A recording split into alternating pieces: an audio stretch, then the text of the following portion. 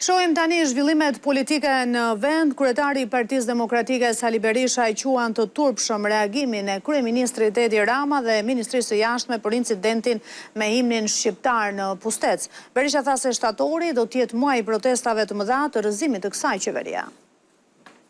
Diktuara nga organizatat kriminale. Edhe Sali Berisha ka shprehur keqardhjen për incidentin e krijuar në Pustec në aktivitetin ku ishte i pranishëm kryeministri i Maqedonisë së Veriut, e ku nuk u ekzekutua himni shqiptar, por vetëm ai Maqedonas. Por përgjigjës për të është kryebashkiaku socialist i Pustecit, ndaj e cilëson të turpshme mbrojtjen që ju bë sipas tij nga kryeministri Edi Rama dhe ministri i jashtëm. Si Rama dhe ministri shprehnin mospajtimin me aktin, por se si të nxirrin të pafajshëm socialistin e tyre i cili merret vetëm me tendra. Kryetari i bashkisë është përgjegjësi kryesor i atij protokolli. Berisha është pozicionuar edhe një herë kundër ndërtimit të një shteti të bektashinëve, ndërsa di arsyet pse Edi Rama e shtyn përpara një ide të iniciuar nga vet ai. Don një shtet personal për paratë dhe pasaportat diplomatike. Kërkon krijoi dhe monedhën ED.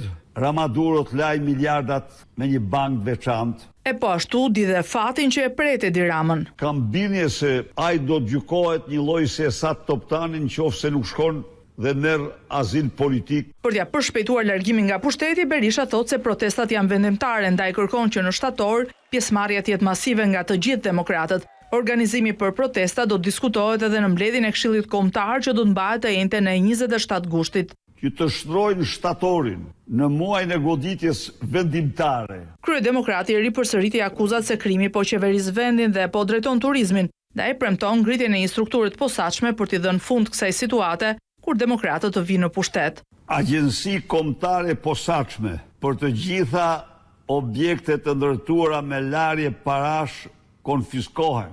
Edhe për zjarret bën përgjegjëse qeverinë, duke mos përjashtuar mundësinë që të jenë vendosur për t'i hapur rrugën investimeve të paketës së maleve. Aty ku ka zë, nuk është pagje, thot populli.